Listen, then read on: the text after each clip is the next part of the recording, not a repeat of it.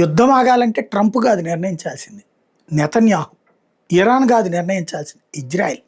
ఎందుకంటే ఇరాన్ దగ్గర అణుబాంబు ఉంటే ప్రమాదం ఇజ్రాయెల్కి.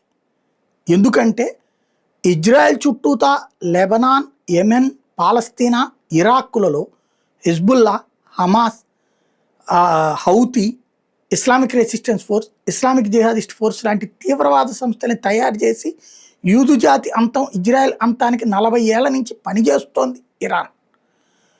దెబ్బలు తిని తిని తిని తిని తిప్పికొట్టడం ప్రారంభించింది ఇజ్రాయెల్, తిరగబట్టం ప్రారంభించింది ఇజ్రాయెల్.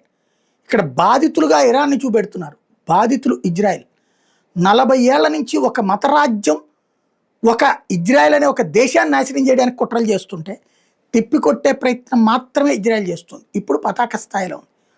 అమెరికా అధ్యక్షుడు కూడా లాక్కు రాగలిగాడు నెతన్యాహు. ఇజ్రాయెల్ మరొకసారి స్పష్టంగా చెప్తుంది, హార్ముజ్ జలసంధి దిగ్బంధం వీడాల్సిందే, ఇరాన్ దగ్గర అణుబాంబులు పెట్టడానికి వీల్లేదు. రెజ్యూమ్ చేంజ్ అనే మాటను కొంత పక్కన పెట్టింది. మరి ఇక తేల్చుకోవాల్సింది ఇరాన్.